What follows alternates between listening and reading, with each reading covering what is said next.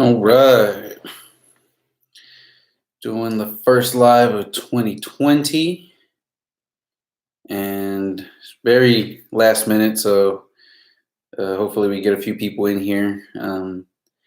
But just since I don't have too much content going on, figured I'd start this live. I'm gonna give it about a couple minutes to let some few people come in, and then go straight into talking about kind of what happened with the Camaro, what's going to happen with it. Also go into just some car talk, give a little bit of information about myself. I know I had put a post online a couple months ago asking people for questions, and so I've got a few of those that I can kind of answer. I also wanted to answer a few comments that people post on most of my videos, and also talk about the giveaways and things like that. So we'll let a few people come in, and then we can hopefully get enough people here to get a nice little conversation going and have a back and forth, a positive discussion, I guess. So give it a few minutes.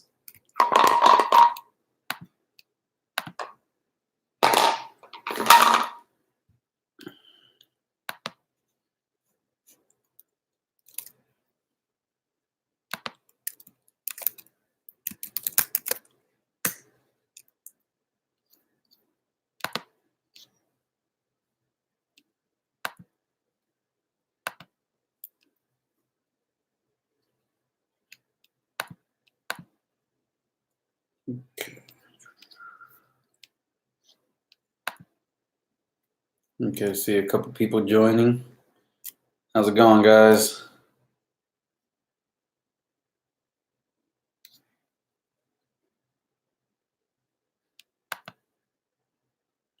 All right, got a few people joining. I know it was last minute, but I figured I'd get in front of the camera, talk to you guys for a little bit, let you guys know what's going on with the channel and just different things around. Give some updates on the car, kind of some channel updates. What are some of the plans for not only the Camaro but for the other cars, and also ask you guys a couple of questions about what you guys would like as far as giveaways go. I usually do gift cards, and I'm now moving to, with the Patreon account, doing just Visa gift cards, not just auto parts gift cards, so that you guys can use them pretty much anywhere you want. But also, I want to just get your thoughts on what other kind of things would you guys like besides gift cards, and also talk about a few other things. So looks like we got a few people here. That's pretty awesome. And for those of you that are here, go ahead, comment, say hi. Can't really see who my participants tab doesn't work. I can only see my screen and who's watching. But the first thing I want to do is just kind of talk about, hey, what's going on, Marshall? Hey, what's going on, Matt? The first thing I want to talk about, guys, is if you haven't watched my last videos, that is what happened to my Camaro. This is, of course, one of the main focus of this channel is my 2019 Camaro. And I've done a bunch of content with it, done a lot of different videos for different installs, maintenance, you name it. I've tried to do, hey, what's going on, Charlie? I've tried to do as much as I can to help you guys that might have these cars.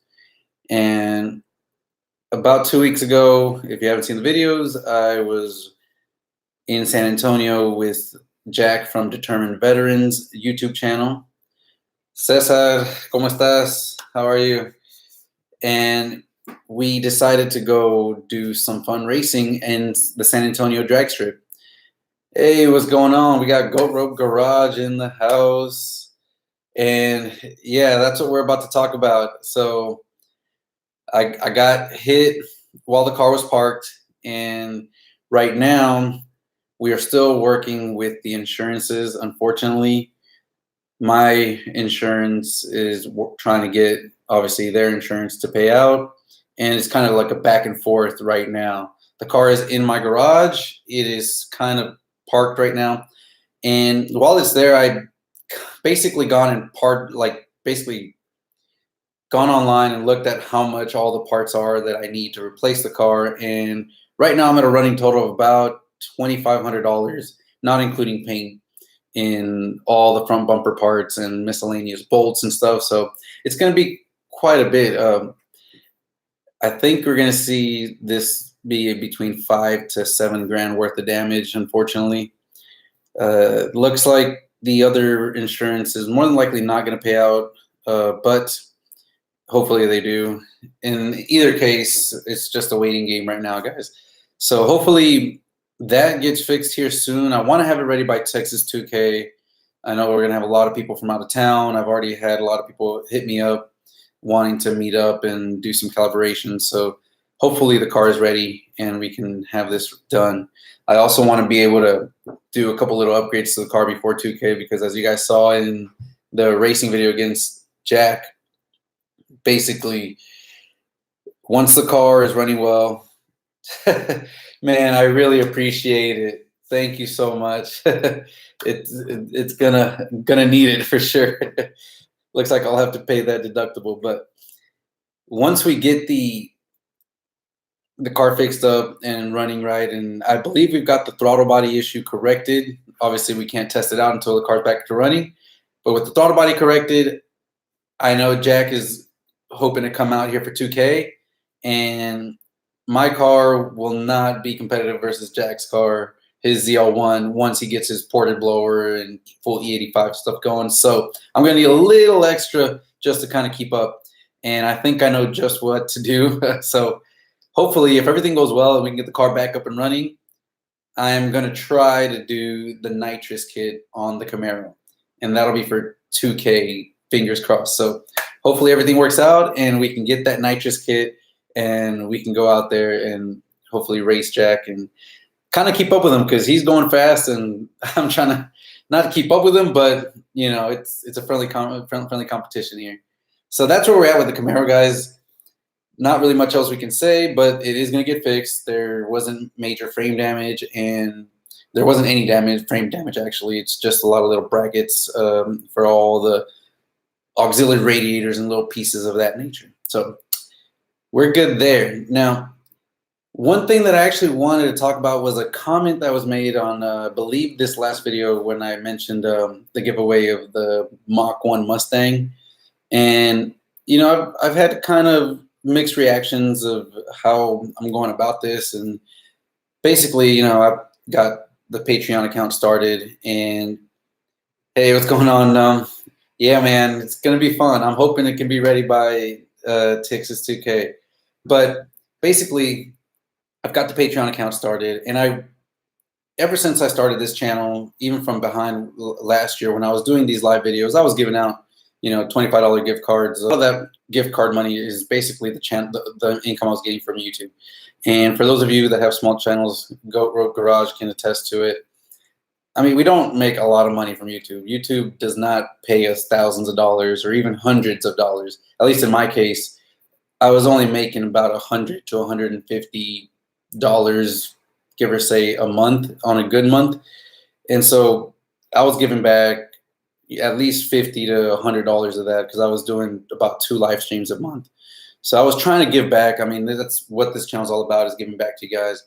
But my vision was always to try to give you guys even more. Ultimately, I would love to be able to give out car parts. I've mentioned it many times in my previous live streams. I would love to give out car parts. I would love to give out whole supercharger kits. I mean, just awesome stuff. And cars, ultimately, give away cars.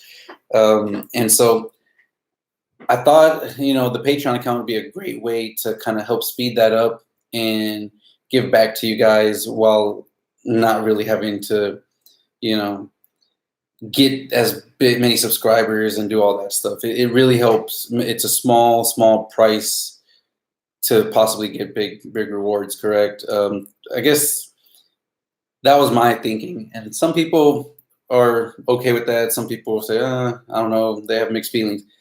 But one thing that I found out, or that one guy commented in the previous video, was nobody wants a Mustang as a giveaway. And, you know, I can take it. I feel like this is a Camaro GM based channel, and so I can see why. I mean, even my Mustang videos don't really do too well. I've done a lot of cool stuff, from detail, paint detail, restoring, all that good stuff, things that I thought would be pretty educational and helpful for people, and it just doesn't seem to catch on. People don't care much about a Mustang, and it makes sense. I mean, I got that car not for the channel. That was just a car that I always wanted since I was a little boy, and just had a chance to get it. So I was like, why not? But that got me thinking, and I figured, get on live stream and hopefully get a few of you guys in here and talk about it, and talk about basically, would you guys be more interested in something like a GM product? Not that isn't a Mach 1, maybe an F body, a 4th gen Mustang, Mustang, a 4th gen Camaro, or even maybe like one of the early year 5th gen Camaros, like a 2010, 2011 5th gen Camaro. Would that be something that you guys would be more, I guess, happy about, like me giving away a Camaro versus giving away a Mustang? Again, being that this is a more Camaro-oriented, GM-oriented channel. Although, I mean, I really love all the brands, guys. I don't have, those new 18 and up Mustangs are really awesome. Chevy Beretta. People are...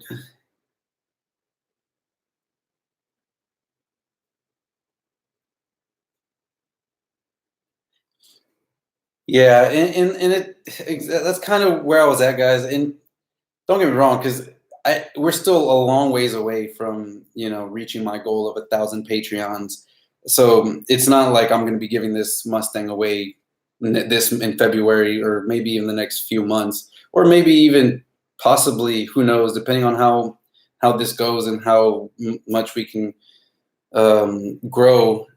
It won't be till the end of the year. So I've got time, and that's one of the things I wanted to bring up is, I can go ahead and find a way to move things around, get rid of the Mustang, and look for a Gen 5 Camaro, bring that into the channel, go ahead and maybe fix that up the same way I did with the Mustang, bring that back up, show you guys the process, and, work on it, get it really well, modify it a little bit, do what we want to do, per your guys' request and with your guys' input. And then by that time, that this will give me time to, hopefully as that's going on, the Patreon account's growing, and I can finally give that away. And guys, if we can get, that's kind of what I started thinking about, Matt, and that's kind of why I'm bringing this up now. I think the Camaro would be good, especially like a 5th gen, because we can get a 5th gen for rough, a little bit more expensive, but it'd be cool to get something like that. I really appreciate it. Thank you. And so that's kind of where I'm at. And also, guys, if I can reach my goal and get to that 1,000 active Patreons, this won't be the first and only car I can give away. If it's very easy to do the math, when you have 1,000 Patreons at $5 a month, you're talking about $5,000, right? Granted, Patreon, the company, keeps a pretty decent percentage of that. So you're looking at getting maybe, $4,000 a month, which is a lot. But again, my plan is to give pretty much most of that away. That's how I felt that I could get back to you guys things like supercharger kits, full like stage 1 packages, headers, intake, tuning, all that stuff, or even just $500 gift cards, multiple $500 gift cards, not just one big prize every month, but multiple prizes. I felt that was a good way, and I would be able to give back so much more with so little from you guys individually. And so that was my reasoning behind all of that. And I think that's was going to be a great way. I'd start off with, this Camaro or this Mustang, and then within a couple months in, I can put enough money together to get another car and another car. It's basically very similar concept to what a lot of these other YouTubers are doing when it comes to buy my merchandise and we're giving away this car and so often, right? 3-4 months. The same thing is with this, except instead of having to buy $20, $30, $40 worth of stuff, it's just $5 a month. And again, when you have that big of a Patreon account, it's going to make it easy for me to be able to get a car, every 2 months and give away a car every 2-3 months and fix it up, do all that, and also give away in between. So that's just kind of where we're at with the Patreon account, and just kind of want to get your inputs. And you're right. I mean, some people really just picky, and the people that are even like commenting are people that are not even supporting the channel with that. And I'm not saying you need to become a Patreon to support the channel. I have 2,600 subscribers now, which is super amazing. I'm so blessed. I'm glad that I never thought I'd get to that level.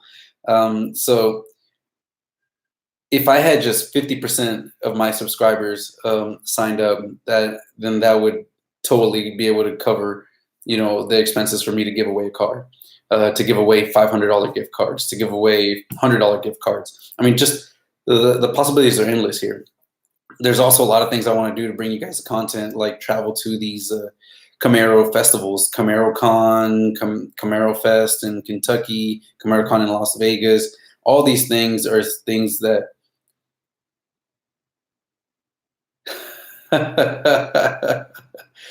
so yeah, hey, I can give away tires. I mean, that's all stuff that I would love to be able to do, guys. All that stuff is stuff I wish I could do, and I hope I can reach my goal to do that. But all those trips to these different festivals and different Camaro events, I mean, they cost money, and so I'm not saying I can't do them without the Patreon, because I'm still going to do them, but this would just be really helpful. So that is where we're at with that, and I'll still be thinking about it, but those are just some plans and some ideas to throw out there. Now, one thing that I wanted to bring up also is I'm going to go ahead and I've actually, as you guys see here, brand new era logo cap. Now, I've made 2 of these last year as kind of a just personal sample for me and my dad, actually. Actually, it was for me and my dad, but I ended up giving one of these away. So I only had one, and that was the only one I had made. Well, this year I decided to go ahead and place an order for 25 of these. So I actually have 25 of these trucker kind of snapback caps. As you guys can see, it's got the JLS, stands for Jorge, but LNS is actually these are my initials, so Jorge Luis Sosa. That's what you have here, guys. And then of course you've got the 2 pistons and then the shield badge. I think this is really cool, and I can't believe I actually have something like this or made something like this. I'm pretty excited about that, but I do have 25 of these, and my goal is to be at XRP at the flashlight shootout at the end of this month. If I don't have the car in time, I'll still be there. I'll be taking my Mustang. So either way, I'm going to be there. I've got a vendor little section, so I'm going to have these out there, and I'm going to be recording the crazy cars that are out there to show you guys on video. Hopefully the Camaro is ready so that I can take that up there. If not, I'll still go out there, take the Mustang out there and show you guys just the awesome cars that are out there. And the Van Boris brothers are doing it. If you guys are Hemi, Dodge, Mopar people and Mustang people, you might know their channels. So I'll be out there, and I'm going to have these hats with me. I'm going to sell them for $25 at the event, or $30 if you guys would like one, and I'd have to ship it. So they're really cool, and I'm actually going to give this one away here in this live stream today. So one of you guys will be able to get this one today, just kind of as appreciation for you guys joining and spending some time talking to me. So let me know what you guys think of the hat. I'd rather see a Challenger than a Mustang. Man, I would love a Challenger. And actually, hey, what's going on, Joe? Hey, man, the Camaro, it's coming. It's a work in progress. Talked about it a little bit earlier, but basically, we're just working on the insurances to settle everything up. So, anyways, guys, that's kind of just a quick little update. These are in. These are super sweet. I really like how they came out, and I'm gonna have a bunch of these to sell at XRP. If you're gonna be in Dallas for the flashlight shootout, just come by and say what's up, and I can get you one of these. If not, I'll be giving this one away here, and I'll have more info whenever I post my next video as far as how you guys can contact me if you'd like one of these. I can sell it. It'll be $30. This is a new era. It's not, it's one of them, I guess, name brand caps. So that's why the low price, low volume. If I ordered a lot more, then I can get the price down. But for now, I just have really limited run of these, which will be pretty cool. So anyways, guys, talking about Challengers and Dodges and stuff, I wanted to get into talking about kind of what your thoughts are on the Fast and Furious 9 movie, first of all, and then two, that Charger that is in that in that commercial for the movie that has that demon style looking hood. I think, like they've done with some previous Fast and Furious movies, that Charger is basically going to be a very, very close representation of what the Charger Red Eye is going to look like. And if that's what it's going to look like with the demon hood like that, man, I'm kind of excited. As you guys might not know, if you guys don't know, I just had a newborn son about 2 months ago, so he's 2 months old now, and I've kind of liked the Hellcats. Obviously, they have great power, and I thought when they made the wide body Charger that it looked really nice. But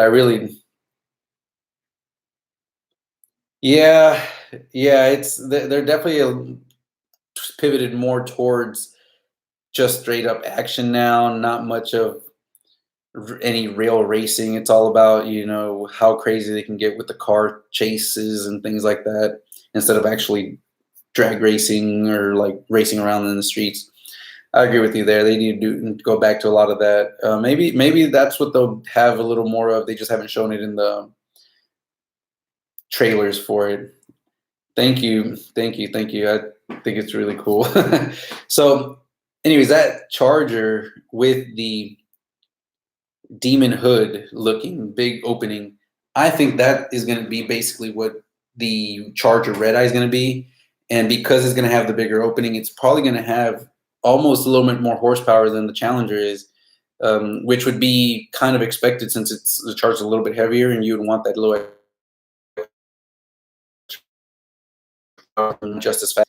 If that happens, guys, if the Red Eye Charger does come out, hopefully I'm in a position later on this year that I can go ahead and get that, because I would love to do content with that. And I mean, what's best if not have a four-door car that I could take my son in the back seat and just basically lull him to sleep with the supercharger whine. And I think that would just be a really awesome build. The wide body kit, and on top of that, guys, I have a feeling if you look at that Fast and Furious 9 trailer and you look at the car, the wheels in the front and the back were almost very similar. They were very thicker profile, and they've got the all-wheel drive GT Charger, and I have a feeling that maybe just maybe they either have the Red Eye, normal Red Eye, which is rear-wheel drive, wide body, and then they have a Red Eye all-wheel drive version. And I mean, they've got the all-wheel drive powertrain from the Trackhawks, right? The Jeeps have it. It's not like they don't have the transmissions that can do all-wheel drive. They've got the all-wheel drive platform in the Charger with the Charger GT. So what do you guys think? Do you think they're going to come out with an all-wheel drive Charger Hellcat Red Eye? That is my question. Now, just having a Charger red eye wide body by itself sounds really, really awesome. But if they made it all-wheel drive, guys, my goodness, that would be insane. That thing would really, really launch on it. Like Robert, like you're mentioning, on a straight line, that thing would rock it. Now, I'm not gonna get rid of my Camaro, so don't worry about that. But I would love to add that car to the garage and maybe make it the Mama Mobile. We have a Camry right now, and you know that would be really get the Camry out, bring in the Charger all-wheel drive Hellcat red eye for the missus, for the wife to be able to take the baby around. I think that would be sick. And yeah, Joe, like I mentioned, if you did an all-wheel drive setup on the Charger, that thing would fly down the track. That thing would be insane. Exactly right. I don't know if my wife would really like that or not. She'd probably hate having to stop at the gas station all the time. But man, that I think that would be really sick. And I mean, it's not going to happen. From everything that I've read and articles that I've seen, I can see them not bringing or even showing out what's actually going to come out until right around where that Fast and the Furious movie is coming out, sometime early summer. I think that's when we're going to see the first real, basically, promos and press releases for the Charger red eye, which is definitely coming. I mean, it just makes sense for them to do it. So they're going to have the red eye. Now, the only question is going to be, will it be just a regular rear-wheel drive red eye wide body, or will there also be an all-wheel drive version? And if there is one, an all-wheel drive version would be freaking amazing.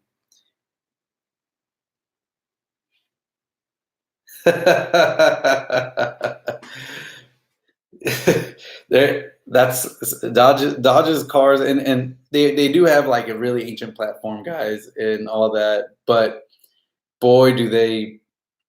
I mean, that like they mentioned earlier, they go great in a straight line and are just tremendously fast, right?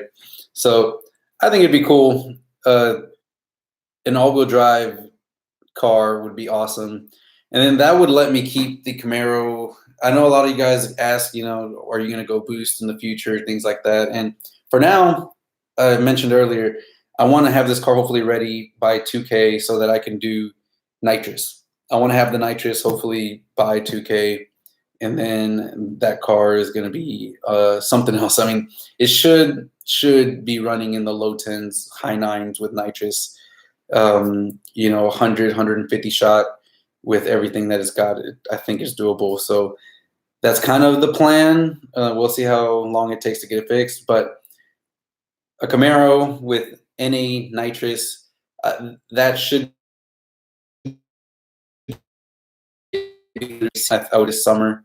85 NA, especially for the summer here in Houston, gets really hot. Supercharged cars really get way more effective than the NA cars do. So the Camaro is going to run really well even throughout the summer, especially with the nitrous and the E85. And then when it comes to the fall, when it's time to kind of boost weather and boost season, what better way to get into that than with possibly getting that Charger wide body all-wheel drive car? That would be freaking awesome. So let me know what you guys think about that. I think that's pretty cool. That's to be seen. We'll see how what they actually release and what all the figures are, if it's all-wheel drive or not. Either way, I think a red eye Charger would be really nice. I always like the Hellcats, and especially the red eyes and the Challenger. I just feel like the Camaro is a much better car than the Challenger is. But for a four-door car, for a family car, I mean, I don't need it to handle on rails and be able to take a turn at whatever so fast. I just need it to be quick in a straight line. So that's kind of the future plan for the channel is possibly just maybe be in a good position to be able to get that Charger wide body all-wheel drive red eye, if there is one. So anyways, guys, any questions you guys have for me or anything like that you guys would like answered? I know some of you guys are joining in here after we've already kind of covered some of the Camaro stuff, just working with insurances right now to hopefully get that covered up. I had, let me see, I've actually got a few. Matthew Lears, thank you. I appreciate it. Thank you for becoming a Patreon. I really appreciate it. And now let's go into some of these questions. And these questions are actually from a while ago. So it's got to scroll through all my pics of the baby. Let's see. Where are we here? Got to scroll through. Come on. Dun, dun, dun, dun. Where are those? I have way too many pictures. That's what happens when you take pictures. Anyways, what do you guys? Oh, thanks a lot. I tried. I really tried. I appreciate it, Marshall. Thank you. Modded Vet, I appreciate it. Thank you. We're doing really good. Just trying to stay healthy and do all that good stuff. Mo City, MS Tuning. I've heard really amazing things from them. I believe Matt Sorian was originally from Florida, and he moved down here to Texas, to Houston, and he's been doing a lot of stuff. Hey, what's up, Jaime? He's been doing really good stuff. I've heard nothing but great things from him. Really nothing bad I've ever heard about him. So I think he's a really good option here in Houston if you're local. I believe he works really closely with J-Rod Speed Shop, which does amazing work as well. So if you kind of work with them too, when it comes to shops here in Houston, I guess that's a good topic we can get into, is just the shops and tuners here in Houston, because there's a lot. There's obviously competition galore here in Houston, and it is what it is, and people have different experiences with different people. I've never had personally an experience in terms of tuning with Matt Sorian, but I've had a lot of friends that do, and they're all talk really highly of him, so that's really good. And 747, another big shop. Luis, I've actually gone to him for some work. I believe he actually upgraded or fixed the bulkhead on one of my CTSV pumps when I had a Pontiac G8. He does some. He's always got a lot of cars, and he's always working on cars. I've been tuned by, but I do know people that are tuned by Luis in 747, and I don't want to say it in a way that sounds bad, but I think it's been hit or miss. Some people had good work and good tunes by 747 by Luis, and they are doing well. And then others don't know if it's because of maybe the way the build is, or sometimes when you tune a car that is built by someone else or something, you can't control some of the stuff. But in terms of Luis and 747, I have heard some good and bad stories. So, I'm not going to say much more than that. I believe he can tune your engine well, but when it comes to the transmission tunes, that can be somewhat lacking just a little bit. And so if you're on the fence between 747 and Matt Sorian, I'd say Matt Sorian. Mo City, I'd go with Matt Sorian, only because I've just never heard really many bad things about Matt Sorian, whereas with 747 I've seen bad things and I've heard bad things, and even some close people that I've seen they've had issues. So that's why I would go with Matt Sorian. Will you and Joe meet up again? I'm sure we will. I know he's going to be here for Texas 2K, and that's why I'm really hoping I can get this car back up and running before then, because I think me and Joe, where Joe sits right now with, I believe he did the headers. For those of you guys that don't know, the Incredible Joe, he's Joe from Atlanta. He has a manual ZL1, and he just did, I believe, headers and intake and E85. I don't know that he has a pulley. He's probably just basic bolt-ons, headers, intake, and the E85, of course, without any fuel upgrades. He's only going to be able to do about E40 or so, which is what the ZL1 that Jack has had. He was on, headers, intake, and E85, running really good. So. But of course, Jack's a 10-speed, Joe's a 6-speed, but he seems to be able to make the shifts really well. And I think it'd be a good run. Well, now that once we figure out the throttle body and keep it open, I think me and Joe would be a really good run, and I'm hoping I can run him in 2K. What's the best way to pick a tuner? Word of mouth, how did you pick yours? Marshall, good question. So when it comes to picking a tuner, most people will say, look at like the proven times and like look at the guys, like look at the cars that he's tuned and what times they're running at the track.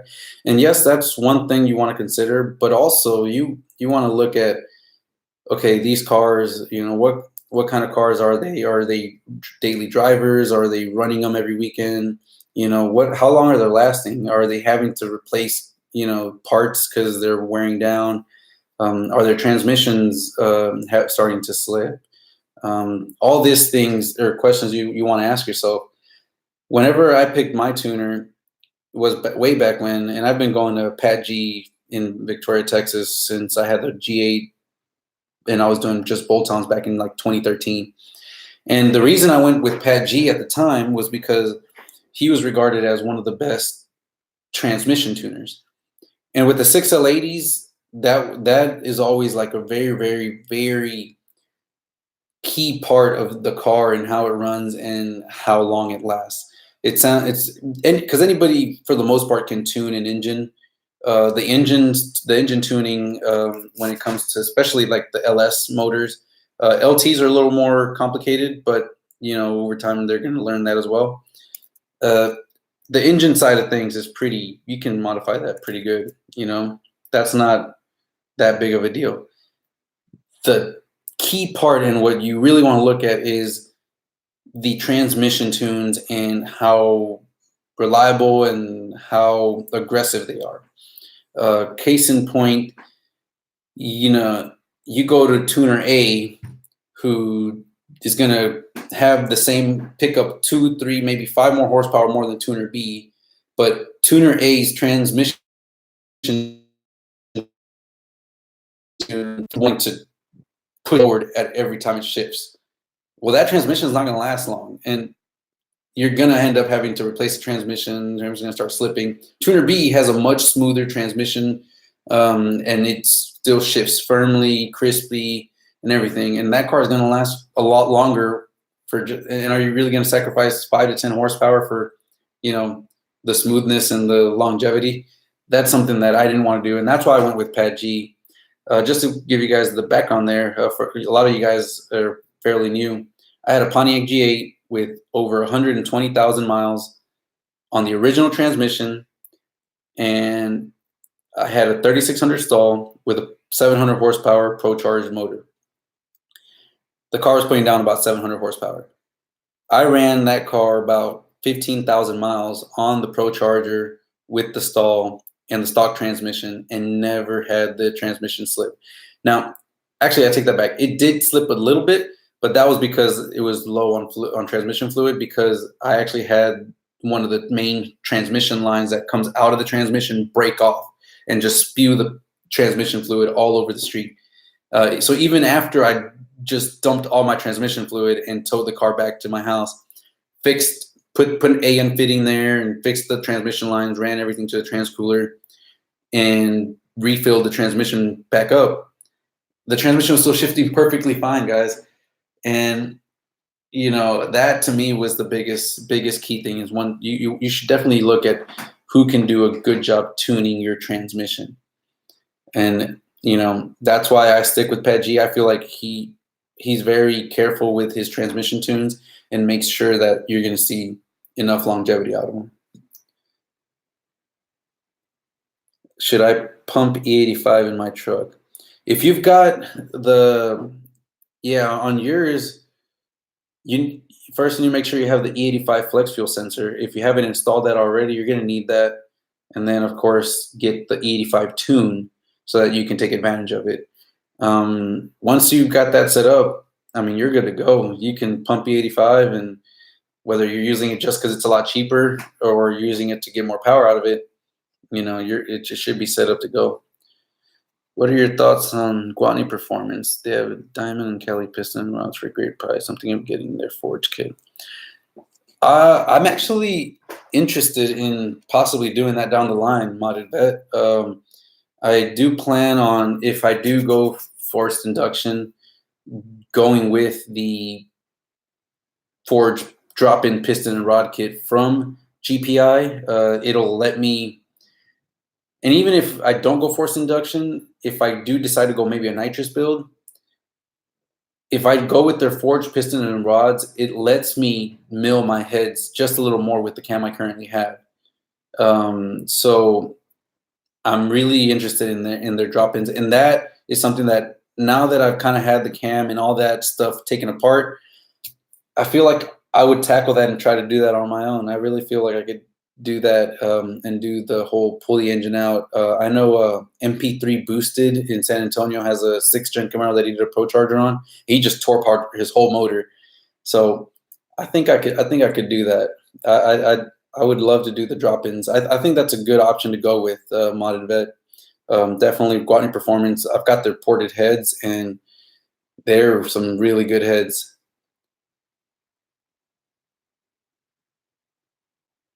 Yep. Yeah, Joe. Pat G does really good job when it comes to that.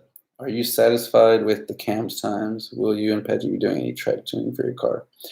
Ultra, so far with the issues that we're having with the throttle body closing, I'm actually happy. I feel good about the track times that I'm obviously, we're obviously not anywhere near where the car can go, but I'm happy that even with the issues it's having, it's running what it's running. So as you guys saw, the very first track night that I went right after I tuned the car, it ran at 10.9 at 130 miles an hour. Hey, what's going on, Samuel? Yeah, man, dude, your car's pretty cool too. It was awesome having two white Camaros side by side, and so that just in that run, just to help clarify it to you, I forgot to shift up. So when I pulled, as soon as we hit, and I pulled, and then I basically hit the rev limiter, the car kind of died out. I shifted, punched it again. So the car is quick. The car is very fast. Just at the track, I think with the heavier loads on the wheels and the grip and all that, the I guess denser air, because it was much colder that night, the throttle body was just kind of shutting down. Like it was seeing too much torque. We're hopefully fix that, but even with the throttle body shutting down all of second gear and half a third gear, it ran 130 miles an hour trap speed, 10.9 at 130. So I don't know that I'd be able to get all the way to 135, but I think I could get to about 133 miles if I could keep that throttle body fully open. If you guys saw the video where I raced Jack in the very last race, where he pulls, we both leave off really well, and from the first like 800 feet, he was pulling slowly, and then you'll notice that, and I kind of pointed it out in the video, basically once my throttle body completely opens, the distance between me, like the ZL1, Jack ZL1 doesn't keep pulling anymore. I mean, the car just kind of stays with it. So I can just imagine if I could have that throttle opening up the whole time, I think I could get about 133 miles an hour easy. which would give me about an 8-mile gain from my fastest non-cam time when I ran 125 miles an hour with the bolt-ons without the cam in the heads. And I mean, that would put me on par with about, almost 80 to almost 100 or so horsepower gain from the heads and the cam. So I think I am satisfied with the times it's running now with where it's at, but you guys will see. Once we get this car back up and running, it'll be running much better times. Hopefully it's going to be, the weather's going to start getting worse, so it's going to be harder to run those good times, but it is what it is.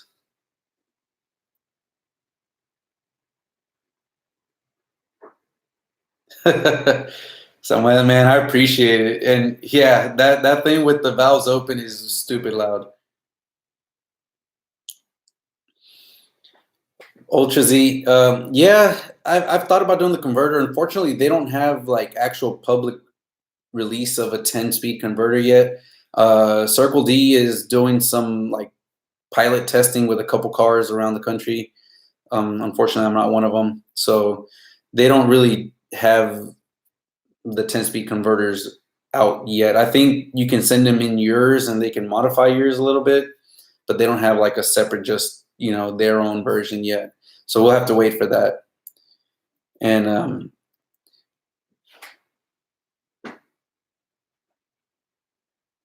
yeah, Modded Vet, just anytime, man. Hit me up. My Instagram and Facebook should be in the description.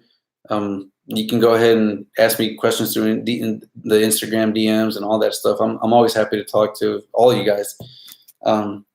So yeah, guys, I think the Camaro, once we get everything figured out, is going to be a really fun car. And then with 100 shot on top of that, whew, it's going to be. I think the Camaro, if it can run, 133 trap speed, 130 to 133. NA, and then you add a 100 shot on top of that. I mean, this car is going to be fast and fairly reliable, fairly reliable. Not too much going on with that. So, anyways, guys, I said I was going to go into some of the questions that I asked about a long time ago, and I had put a poll on Instagram, and you guys sent in some questions. So I want to go and answer some of those right now. So King Franco asked, how daily friendly is headers, intake, and E85 Camaro, and what's the MPG? And so that's a really good question. I don't daily drive my Camaro, but I can tell you just from when I do drive it, the daily drivability of it is, I mean, it's just like driving a regular Camaro. It doesn't make much of a difference, especially if you have the dual mode exhaust and can keep it. You can turn the valves off and be able to cruise quietly, drive around. In terms of the mileage that you get with the headers and the E85 and with the intake, I was seeing 17, 18 miles to the gallon on E85 just cruising. Now, if you any time you really gas, or of course you floor it, which is what I do sometimes, you definitely consume a lot more gas. But I mean, it does run a lot more. I mean, I think it's 30% more consumption of fuel, but it's a little cheaper and it's not a whole lot worse. I mean, I've 17, 18 miles to the gallon for about 60 to 70 horsepower more. I think that's worth it. I mean, normally what, 21, 22 miles to the gallon. So definitely very daily friendly. And then King Franco also had another question. Would you do a 150 shot of nitrous? And the answer is, I don't know about a 150, but a 175, 100, I think I would do that. Let's see. Motivate, get that 103 millimeter throttle body. So one thing I also want to point out, now that you mentioned the throttle body, the car has a 95 millimeter ZR1 ported throttle body by Solar Engineering. Solar Performance Engineering, and it is a really great throttle body, but I had to buy an adapter for the bolt patterns to bolt up. And when I had it on my stock intake manifold, the adapter itself tapers down to the stock size of 87, like the 87 millimeter or whatever, and so you see the bigger opening and then it kind of tapers down. Well, with the MSD intake, it basically is, that adapter is basically bottlenecking it again. So I'm sure that's not helping out a lot either. So what I'm going to be doing is getting Solar Performance actually sells their own throttle body adapter for the MSD intakes, for the 102 openings, which basically smooths everything out and makes it a one complete continuous, no edges and full opening to the MSD intake. And that, I think, might really help me pick up a little bit. I really think that's going to help a lot, because right now it's just bottlenecking with that adapter. VoxTech is asking, I'm adding a ported MSD and a 100 millimeter throttle body next Tuesday. Any idea what kind of power I'll pick up? Carl already has stage 2 cam, long tube headers, and Rotofab. Okay, so with the stage 2 cam, you're probably shifting at 68 to 7,000 RPM, I'm assuming. And great choice. The Solar Performance throttle body is really good. I run it on my car. Like I mentioned, I have a adapter that was made for the stock throttle manifold intake. So I'm not sure if you did what adapter you're. I believe if you're ordering throttle body, did you go ahead and get the adapter from Solar as well for the MSD? If not, I highly recommend it. It is designed to make sure that it smooths everything out and transitions directly into this exact opening of the MSD and really maximize and take advantage of it. So VoxTech, if you haven't, I highly recommend you getting that adapter as well for your throttle body. Awesome. Yeah, that's something. I don't have that adapter, and I'm looking forward to. I need to get that adapter because I feel like that is a restriction for my car as well. But I think the MSD on my setup picked up about, with the throttle body, I'd say 15 to 20 horsepower, and with the cam, I can see easily 20 horsepower, 20 to 25 horsepower gains, especially in that peak. And what you really want to be more mindful of is the fact that, like, the MSD is not going to drop off in power after 6,000 RPM. That's the biggest key to this whole thing, is the MSD manifold with the bigger throttle body is going to flow and maintain that horsepower and torque a lot farther out in the RPM range. So if you got a stage 2 cam, you're shifting about 6,800 to 7,000 RPM. That MSD is going to help keep that power up on the top end and not let it just nosedive after like 62, 6,300 RPM. And you'll notice that, especially when you're running and you're shifting the car and keep staying in that higher upper RPM range band. So I think you'll definitely notice and feel a difference for sure. Okay, let's go to a few more questions here. WSCSS from Instagram says, do you still have your Chevy SS? And yes, actually, I couldn't have both the Chevy SS and the Camaro, so I got rid of the SS and got the Camaro. So I love the SS. It was a great car, but it was a very, very expensive car for what I was using it. I was actually just using it to go to work 5 mile round trip 4 days out of the week. So basically I wasn't really using it to its full potential. We've got, let's see, another question here. When you got the car tuned after the long tubes, was there a setting for exhaust noise? Good question there. So the car, if you have the dual mode exhaust, when you go in between the tour mode, sport mode, and track mode, the car has it's called the CCM, I believe. It's the third controller that HP tuners can actually unlock and modify. And that controller, actually, the CCM, allows you to go in there and adjust tables to basically tell the computer when to close or open the valves in different modes. And of course, the way it's set up from factory is when you have it in tour mode, it's completely closed for pretty much all the time, unless you completely floor it. When you floor the gas, no matter what, the valves will open. So you have 100% throttle, the valves will open and it'll be loud, right? So it'll let all the air go through. But just normal driving, it'll be closed. In sport mode, it's closed. Anything under like 40 miles an hour, I believe, the valves are open. But once you go cruising speed 40 and up, then it'll close the valves so that you can still kind of not hear a lot of noise. And of course, when you floor it, it opens. And then in track mode, they stay pretty much, I believe, 75% open or open all the time. And you basically are just open all the time. Well, when I did the long tube headers, and also you can, there's an option, there's one like option in that controller that you can, it's called loud, like rumble start. And it basically, if you enable that, no matter what mode you're in, even if you're in tour mode where the valves are closed, when you start the car, it'll actually start up with the valves open. So it'll be really loud and then it'll get quiet. So I went ahead, when I did the long tube headers, I really wanted to keep everything kind of individually based in the mode. So I had Pad G I unlocked that controller and I had Pad G set it up to where in tour mode, even when I floor the throttle and go completely 100% of throttle, my exhaust valves stay closed.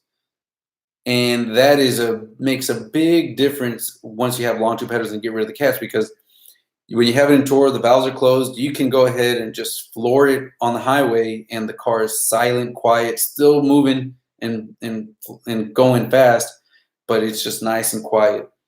And then obviously if you put it in sport, I told them to just leave it alone, just like the factory setting, where low speeds, it's valves open. Once you're cruising, the valves are closed. And if I floor it, the valves open. And then of course track, I just told them to leave it at 100% open all the time. But the biggest change I made was in the tour mode and just forcing the car to just be quiet completely all the time. And also I actually turned off the loud rumble mode for startup, so that when it's in tour mode, I can turn it on and it'd be somewhat quiet still, just in case I had to use the car in the middle at 5 in the morning and didn't want to wake the neighbors up. So that is what you can do with the dual mode exhaust if you have that option. Definitely recommend doing that, because now when I'm doing data logging and things like that on the street and I floor it, I'm not causing unwanted attention due to just a super loud noise I get from the exhaust when the valves are open. It's just the valves closed and boom, we're good to go.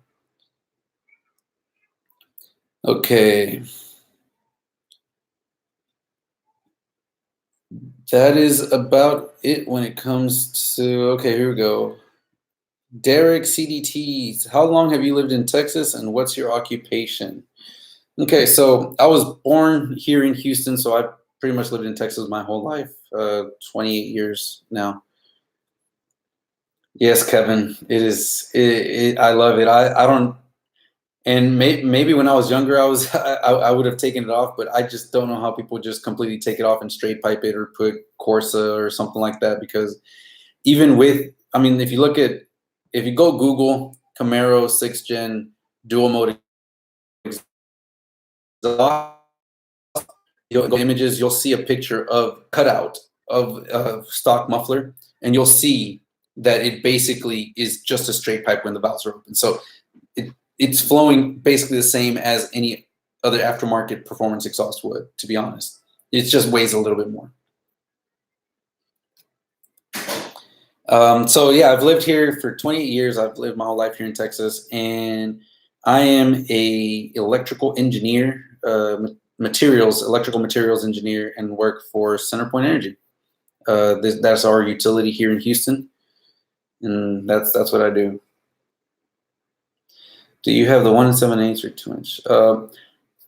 Ultra Z, I've got the 1 7/8. I have been in contact with a couple people as far as asking if it's even worth it for me. I might do it just to kind of show you guys what the difference is. I've heard everyone talk about 2 inches still gaining power. So, I mean, 1 7/8 and 2 inches doesn't seem like it's that much of a difference, but I'm sure it does help a little bit. So I probably will.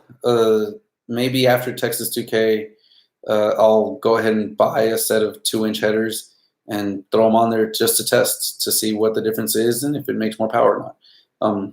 I think that'd be a good video, and you guys would probably enjoy it, and I'd be able to tell you guys if it made more power or not, if it felt any different.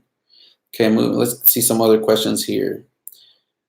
How did you tune your car from the start? With what devices, and how did you do everything? Okay, that's a good question. So because I didn't want to, my tuner lives in Victoria, Texas, which is not that far. It's maybe about 2.5 hours away from here. It's still kind of far, and I was going to be doing a lot of mods in stages. My route is the route of the remote tuning route. And for remote tuning, what you're really going to need to really dial in a car is going to be, there's two basic things that you're going to need. HP tuners, which is the MPBI2 module. It plugs into your OBD2 port, into your laptop, and allows you to buy credits to unlock your ECM, your TCM, and your other controllers so that you can read and write and change the parameters of the computer. So that's the first thing, HP tuners. I believe you can get them between $250 and $350 depending on how many credits and stuff like that. Then you're going to also want a wideband gauge, ideally the AEM X Series OBD2 version, which has like a OBD2T that you can plug into your OBD2 port and your HP tuners and let you transmit the wideband information into the data logs.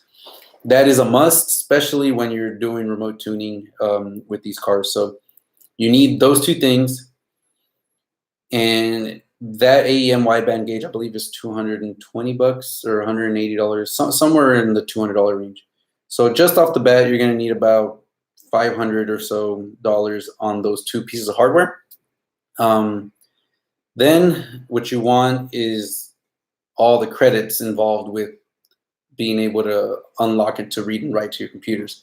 And with these cars, it's 4 credits for the ECM. If you have a 2017 and up, then you need 4 credits for the transmission, plus you need to take the transmission physical computer and ship it to HP Tuners for $200.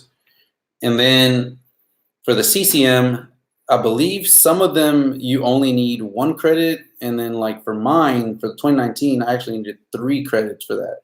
So you need a total of 11 credits to fully unlock the 3 computers that HP Tuners can unlock on the 2019 and up, at least in my version. And 11 credits at $50 a credit. You guys can kind of do the math. You're basically looking at, what's that, $550. $550 just in credits. So between the credits and the physical hardware that you need, you're looking at about $1,100 or so. Then you need to meet a tuner, whether it be Prey Performance, which does really good stuff, shows really good stuff, Pat G. There's a few others that'll do remote tuning, but those are the 2 that I know of right off the top of my head that are pretty big with remote tuning. So it can get pretty expensive, especially with compared to the way the LS engines were. LS engines with the older style computers were way cheaper, need way less credits to tune. You know, with $600 you could unlock and tune a 5th gen Mustang or 5th gen Camaro. So it can be quite a bit. So just be ready to kind of fork up that kind of money if you want to do remote tuning. Now, if you're doing in-person tuning, it's a lot different. You don't have to buy your own HP tuners. You don't have to buy the wideband, but a wideband would still be a recommended thing for you to get to make sure it's a good way to see how your car is doing. So that is going to make it a lot cheaper. And I believe when you do it in person, you're still going to, because the credits are so high, they're still going to charge you quite a bit, $1,000 for tuning. So you're just saving on the hardware piece. So that's how I started. And now I'm able to do my own data logging and everything without having to go back and forth and just send data logs over, get an update, write it myself. And it also helps as an OBD2 reader. So if you ever have a check engine light or anything like that, plug it in, get all your stuff from that. Let's see. And that is it. Those are some of the questions. Do you guys here in the chat have any other questions? If not, actually, let's go ahead and get to giving away this cap. So I've got, it says 11 people in the chat. I'm going to do, comment down below numbers 1 through 15. If one number is already commented, you can't repeat that. So first person gets the number. And then we're going to do random.com. We'll do it on the phone, so I can kind of do a live screen here. And you guys can see, and we'll basically pick a winner. And that winner can go ahead and email me. And the winner will get this cap, which you guys will be just the third person besides, actually the second person, because I gave one away. Num 8's already been taken by Kevin, so you have to pick another one. So 1 through 15, we've got, looks like we got a few. We might not fill up all 15, but it's okay. More chances for you guys, right? So Num, go, if you can, pick another number, because 8's already taken by Kevin. So if you guys are in the chat, go ahead and pick a number 1 through 15. Look at the numbers that have already been picked out, and just pick a number that hasn't been picked. And hopefully one of you guys, I'll go ahead and send a cap out to. In the meantime, while you guys are picking numbers, for those of you guys that are still here, you guys have any questions, anything like that, things you'd like to share, things we can talk about all different kinds of cars. I love cars. Actually, have you guys seen that new Escalade? Hey Tom, good. You're just joining. Just pick a number from 1 to 15. The numbers people have already picked some numbers. So basically, pick a number that hasn't been picked yet, and we'll do the random.org thing through my phone.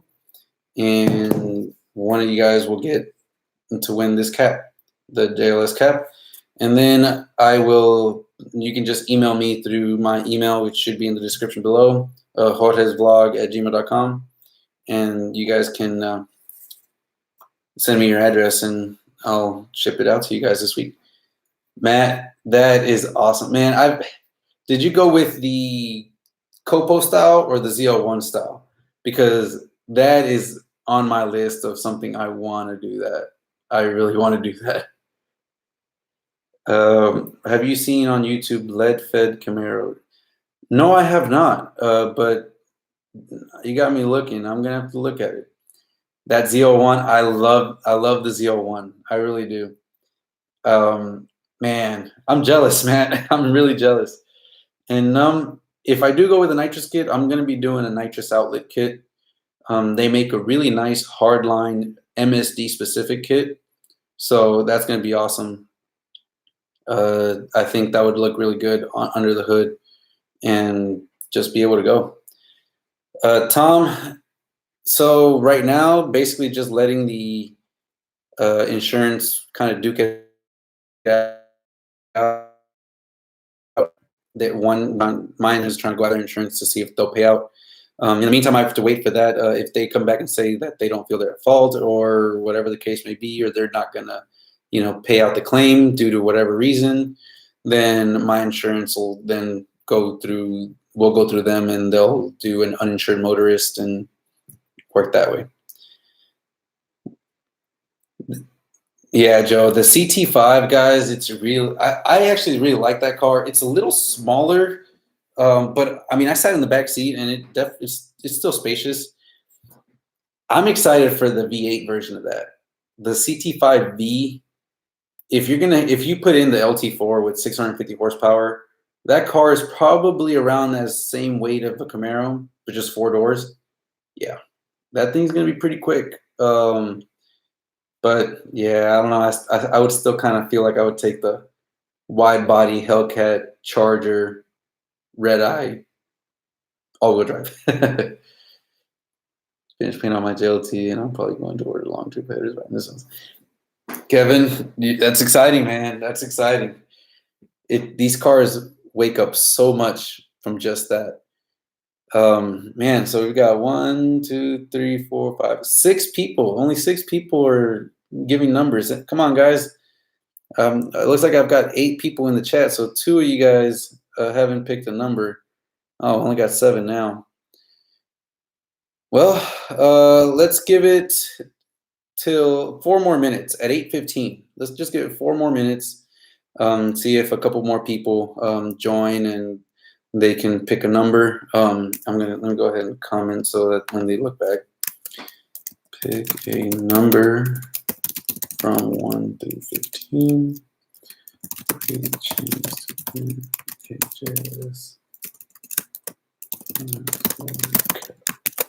There you go. Just in case people join and they can kind of see what they've got to do. But yeah, guys. So this last year I focused a lot on performance.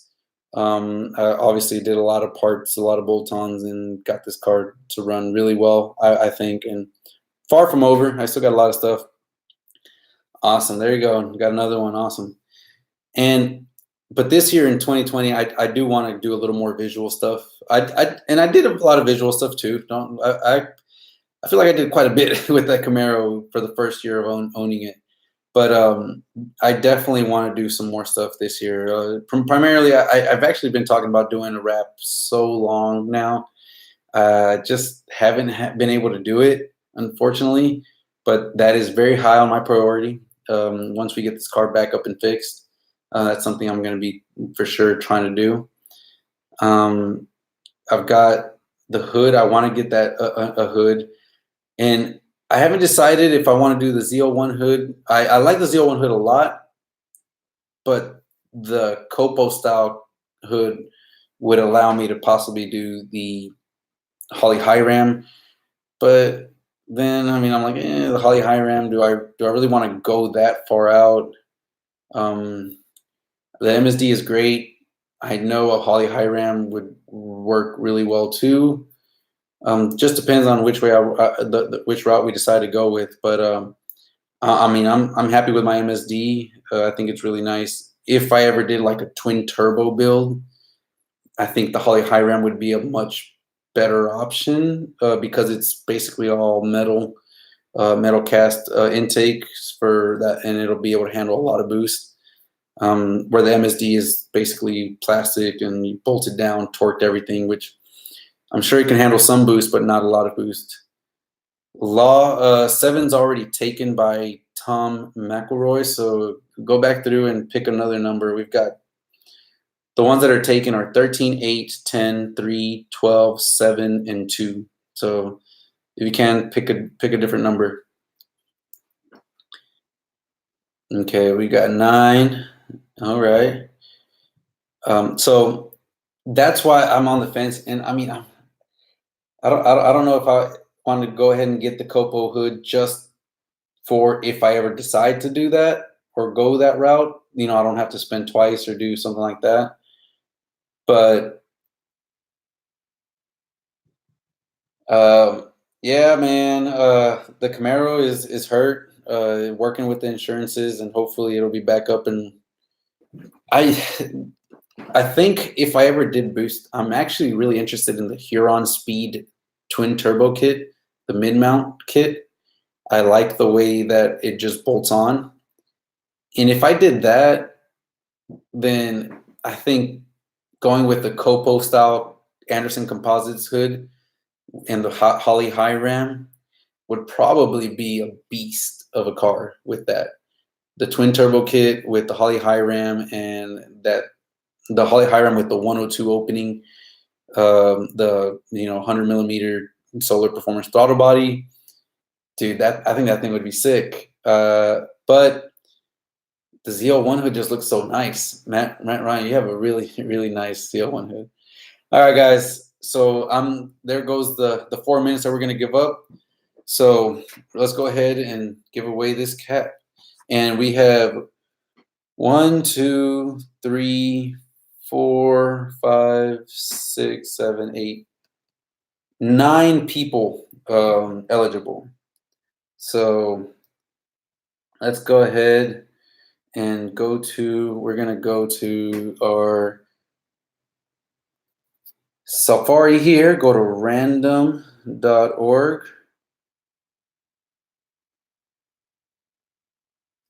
So as you guys can see here, we're at random.org, and there we go. Now we're going to change this from 1 to 15. And you guys are seeing it backwards, but I'm going to hit this button 3 times, and the third number to pop up will win the cap. Hopefully it's one of the ones that were picked. So if not, after the third number, we'll keep generating a number until one of the ones that's picked is win. So if the third number isn't a number that has been like picked by one of you guys, then we'll keep going one by one until a number pops up. So here we got the first one, 7.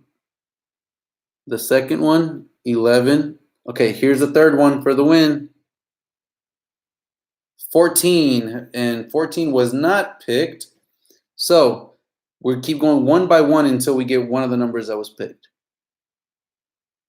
13. Okay, 13 was picked. Robert Bonada. Congratulations, man. There you see the 13 is backwards, but you're the winner of the cap. So congratulations, Robert. Make sure you email me at, I'll write it on the comment here. Make sure you send me an email. Let me know you're the cap giveaway winner from the live stream and your address so that I can go ahead and ship this out to you. Congratulations. And known as Santos, originally I wanted to do a supercharger, but I think if I'm going to go, if I want my transmission to maybe handle a little bit more and last longer and have a softer hit, the twin turbos is going to be the way to go. Twin turbos is also going to be a much easier way to grow with the car. Currently, I was initially thinking of doing something like the 2650 blower.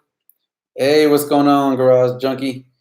I was thinking of doing a 2650 Magnuson blower. There's a lot of little modifications you have to do to that, but that's blower with the right supporting mods will probably easily do, 1,000 horsepower. But it's going to require a lot of fuel, and the way that you can set up the fuel for that is not that easy. They don't have port injection. You have to spend a lot of money on fuel setup for that with the high pressure fuel systems. And I feel like the twin turbo kit, I can put the twin turbo kit, do the Holley high ram with the port injection modification so that I can do port injection and then run something like what the Crawford Racing fueler setup, which would let me do the self-contained port injection for the car. And that would probably be cheaper. It's still expensive. It'd be like probably you're looking at $3 to $4 grand, probably around $4 grand. But with an with the Crawford Racing port injection and aux pump, I would be able to run as much fuel as I need for less than $4,000. Whereas with the supercharger and doing the high side fuel systems and all that, it would be a lot more money. So Matt, thanks a lot. Thanks a lot for joining. It would be a lot more money. And so twin turbo setup with the Holley high ram and the port injection, I mean, I could build this motor up and have it doing over 1,000 really easily, really well. So that's just some thoughts. Those are just ideas that are going around in my head. But I think I think about that now, maybe in like 3 months, I'll change it up and go back to supercharger. I think supercharger is a lot more funner, but turbos are going to be more like full on race car, I guess. I don't know. We'll see. That's just kind of ideas that I throw around all the time. But anyways, guys, you guys got any questions? Any more questions or comments or things that you guys like to talk about, make sure you comment and let me know.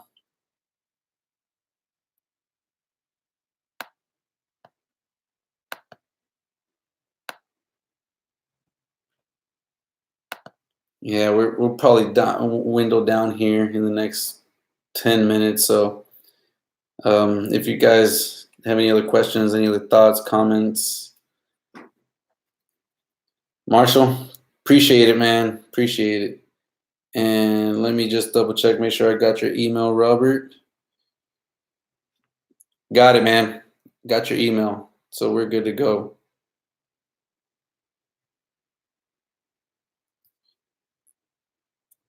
So I'll try to get this out to you. Hopefully, the weather here in Houston's kind of crappy right now.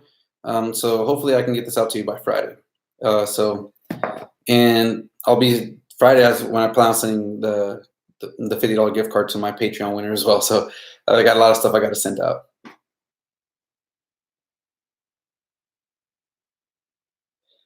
No, it sounds yes. So that's I mean I've already kind of done that. I did that with Jack, Determined Veteran. If you haven't checked out his channel, the last couple of videos I did drive out to San Antonio to race him. But yeah, I do plan on racing other YouTubers. I'm always down for that. And me and Joe, he's coming here for 2K. I'm hoping the car's ready because I do want to run him for 2K. But yeah, I'm definitely down to race other YouTubers. Hopefully, you know, there's more of these like YouTube call outs that have been happening that happened last year. Hopefully there's more this year and I can make it out to one of those. I do want to go to different events, even like Camaro Fest and Camaro Con and all that stuff. So yeah, man, I do plan on racing other YouTubers for sure. Just need to get this car back up and running. Yeah, Robert, I'm sure PA weather's not that great.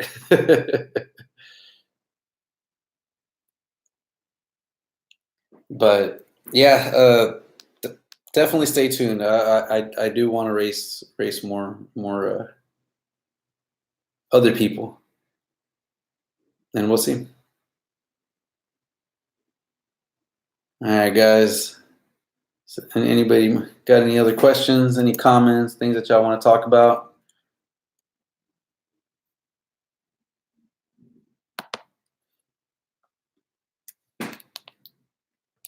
What are some of the things that you guys would like me to do with the Camaro? Garage Junkie.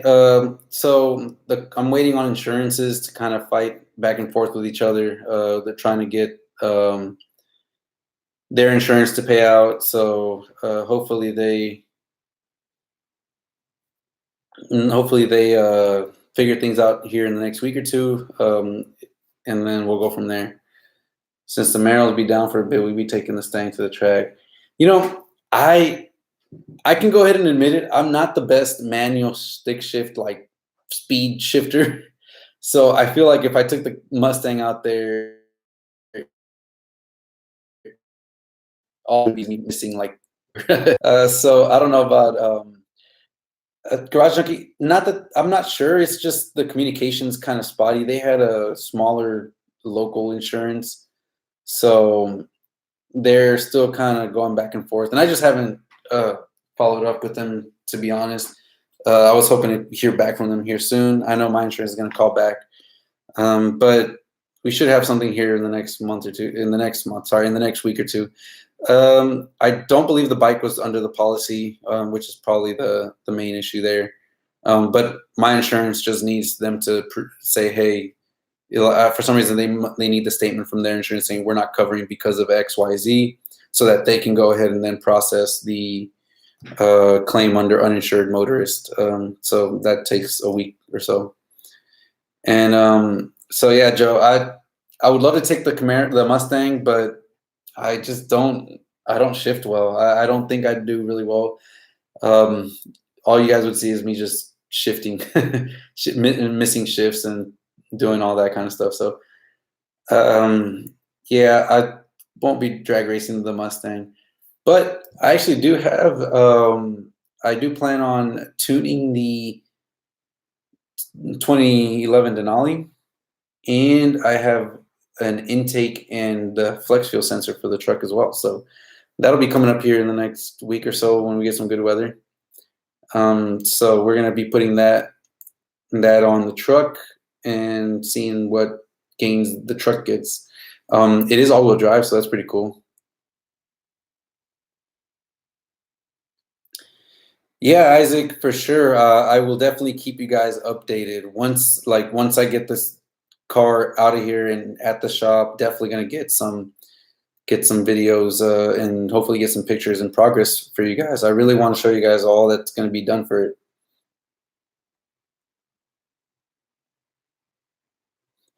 Exactly. Yeah, Joe. I wish I had a little more practice to do it, but I can drive manual, but I'm not, and I can't power shift or do any of that stuff. And yes, I would definitely do a forged short block. That's actually something that I'm starting to look at, especially after I kind of run through the course of what nitrous and the NA stuff will do. My goal is to add the nitrous here in the next month or so, and then run the nitrous, be as safe as I can with the nitrous, and fingers crossed, knocking on wood, that I can run the whole summer with nitrous, and then part of the end of the year with nitrous.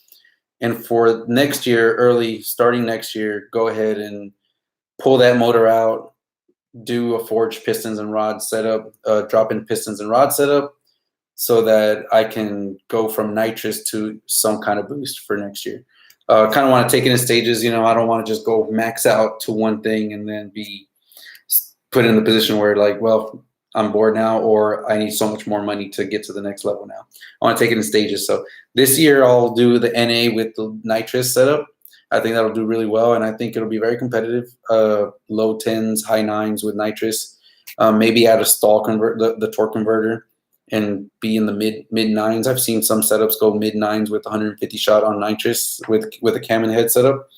So definitely not out of the question. I don't know how safe and how much that would hurt, really stress the engine, but in either case, definitely before I go the next level from where I'm at now, I do plan on forging the short block.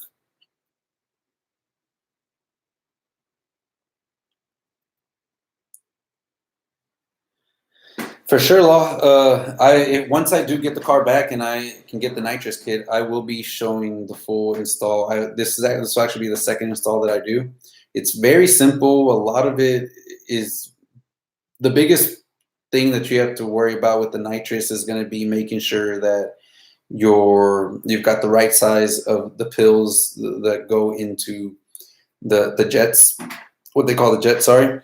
So you want to make sure you get those right. Make sure you don't have any leaks and stuff like that.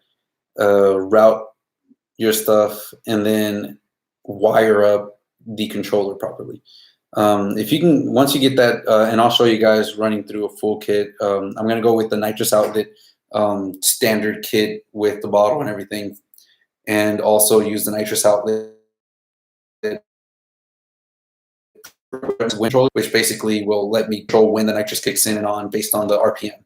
So yeah, Joe, it'll be nitrous outlet if I do it. They by far have the nicest kits. They have a hard line kit for the MSD, which looks really nice and just spot on fitment. So I'll be doing that. And so I'll definitely walk through the full install setup and even setup, because that's something that scares a lot of people. But if you set it up just right, I mean, it's really difficult to mess nitrous up. So I'll definitely do that video once we get the Camaro back.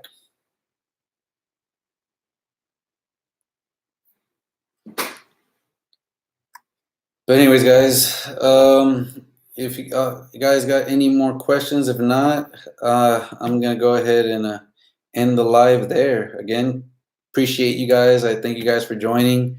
Had a great time talking to you guys, and congrats to Robert for winning the cap. I'll get that out to you here probably Friday.